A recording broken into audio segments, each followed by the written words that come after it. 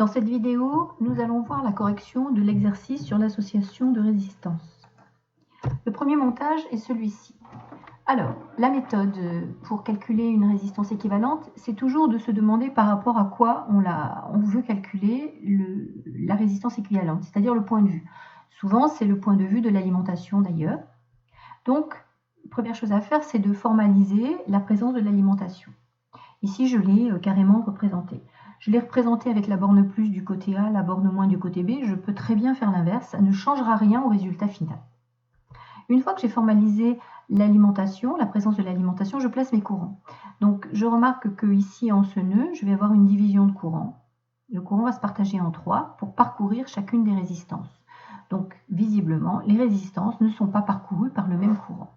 Maintenant, il reste à savoir si elles sont toutes en parallèle ou si le parallélisme va être un petit peu différent.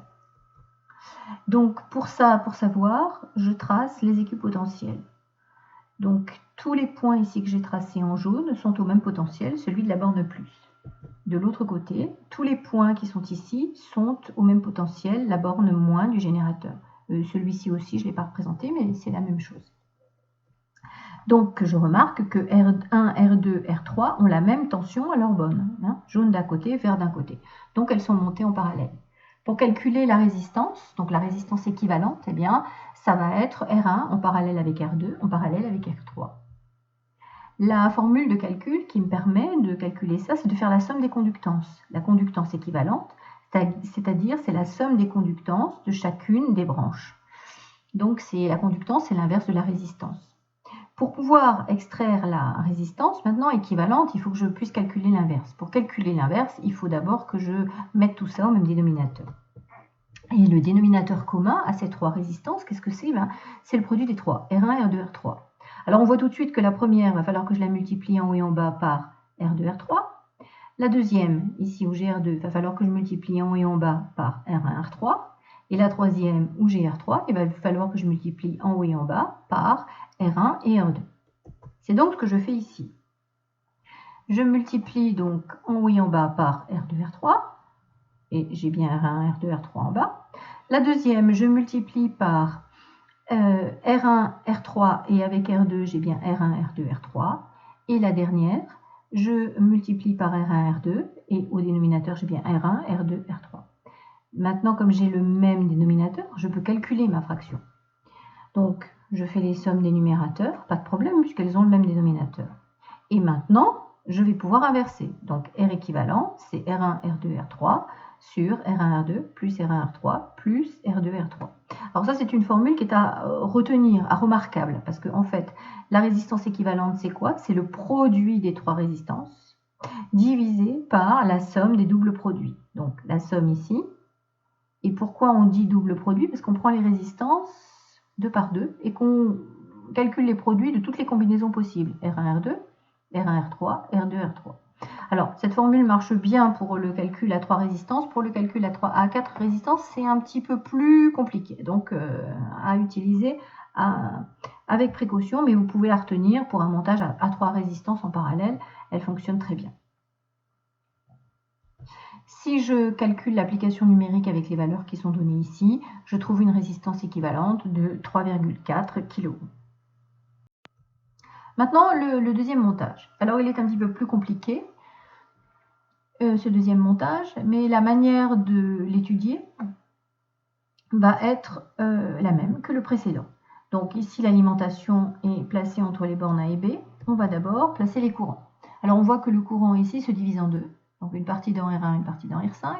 Et à nouveau ici, il y a une autre division qui se fait, une autre partie dans R2, une autre partie dans R3, R4. Ah, R3 et 4, visiblement, elles sont parcourues par le même courant. Donc elles sont en série, déjà tout de suite, c'est ce qu'on voit. Maintenant, pour voir comment se combinent les parallélismes, eh bien, on va représenter les équipotentiels. Donc j'en ai un premier en jaune, ici, aux bornes du générateur et qui va jusqu'aux résistances. J'en ai une autre sur la partie négative de l'alimentation qui va jusqu'à R2 et R4. Et ensuite, j'en ai une sur, ici en bleu, intermédiaire. Alors, ce que je remarque ici, c'est que cette branche-là et cette branche-là, elles sont en parallèle l'une de l'autre. Voilà. Mais ici, il faut que je considère la branche en entier, c'est-à-dire R3 en série avec R4. Et ici, ces deux résistances, R1 et R5, elles sont en parallèle l'une de l'autre. Alors, on va exprimer un peu ceci. Donc ici, j'ai bien R1 en parallèle avec R5, et là, j'ai R3 en série avec R4. Alors, ce que je vais faire, c'est que je vais calculer un schéma intermédiaire. Je vais exprimer un schéma intermédiaire pour simplifier. Donc, je remplace ici mes deux en parallèle par une seule, dont la valeur vaut R1 en parallèle avec R5. Et là, je remplace mes deux résistances R3 et R4 par une résistance unique dont la valeur vaut R3 en série avec R4. Eh bien, maintenant, il est clair qu'on retrouve un des schémas qu'on avait déjà vu. Donc, on voit tout de suite que les résistances ici, celle-ci et celle-ci, sont montées en parallèle. Donc, la résistance équivalente à ces deux-là, c'est R2 en parallèle avec R3, lui-même en série avec R4. À nouveau, je représente un schéma équivalent. Donc là, j'ai ma résistance unique qui est égale au montage que j'avais vu. Et là, j'ai toujours R1 en parallèle avec R5. Et les deux résistances résultantes ici, elles sont montées en série. Donc ma résistance équivalente, c'est quoi? C'est R1 en parallèle avec R5 ici, lui-même en série avec tout un groupe qui contient R2 en parallèle avec R3 en série avec R4. Maintenant, si j'exprime les différents groupes pour me mettre en parallèle, enfin pour avoir la formule, donc ici, R1 en parallèle avec R5, donc R1, R5 divisé par R1 plus R5, la formule classique de deux résistances. La série, le fait que ici ce soit en série, tout simplement c'est un plus, avec quoi? Alors R2 d'un côté, en parallèle avec R3 en série avec R4. R3 en série avec R4, je peux l'exprimer facilement par une addition.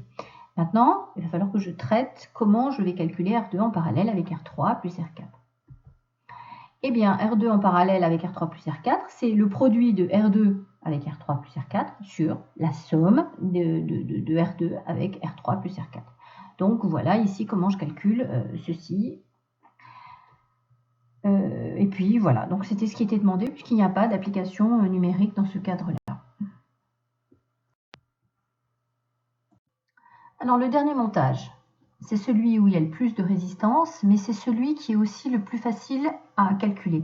Alors pourquoi c'est le plus facile à calculer? Parce qu'il faut tenir compte de l'indication qui était donnée dans l'énoncé. Toutes les résistances ont la même valeur. Qu'est-ce que ça veut dire? Ça veut dire que je peux appeler toutes les résistances avec le même nom, R. Elles ont toutes la même valeur, donc je peux leur donner le même nom. Et ça va me permettre de simplifier beaucoup de choses. Toujours pareil, la première chose que je représente, c'est les courants. Donc le courant qui sort d'ici se partage en trois. Tiens, ici, ces deux-là, elles sont parcourues par le même courant, visiblement. Celles-ci aussi, elles sont parcourues par le même courant, et celles-là par le même courant. Donc j'ai trois branches ici différentes, mais qui sont parcourues donc à l'intérieur avec des résistances qui sont mises en série. Ici, j'ai un nœud, les courants se rejoignent, donc un autre courant qui va parcourir ici R, et ici, encore un autre courant qui va parcourir la dernière résistance. Alors maintenant, si je regarde au niveau des équipotentiels, j'en ai un ici, au côté de la borne plus. J'en ai un ici, tout ça, ça va être au même potentiel. J'en ai un autre ici, et puis j'en ai un aussi à la fin, un potentiel de la borne moins. Alors qu'est-ce que je vois? Ici, je vais avoir du parallélisme, voilà. Et puis, pour l'instant, c'est ça parce qu'on va s'en tenir là, parce qu'il va falloir tenir compte ici, en fait, du fait que tout ça ici, vert et orange, donc tout ça est en parallèle avec ceci, puisque ici, c'est la même couleur. Mais il va falloir ici que je considère tout ça. Alors, le mieux, c'est de calculer des schémas équivalents. Donc d'abord, nos trois groupes de deux résistances en série. R en série avec R, c'est R plus R. Donc ces deux résistances à chaque fois sont équivalentes à une résistance de 2R. Je simplifie mon schéma, donc le précédent, je remplace mes résistances par une résistance équivalente unique de 2R. Alors maintenant,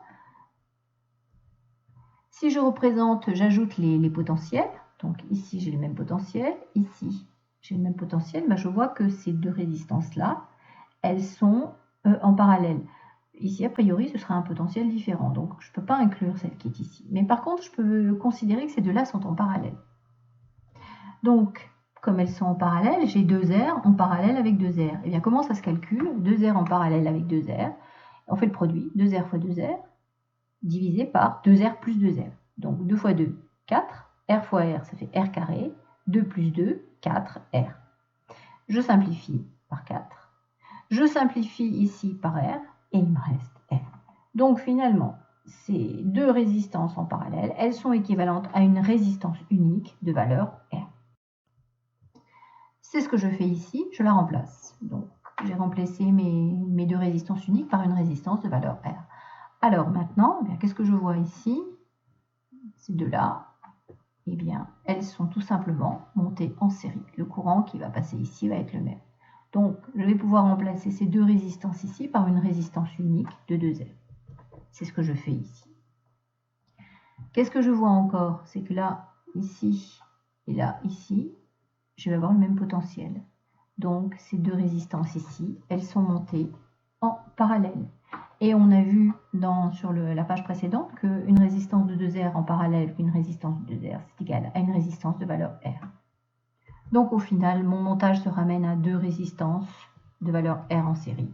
C'est-à-dire que la résistance équivalente, c'est R en série avec R. Autrement dit, la valeur de la résistance équivalente, c'est 2R.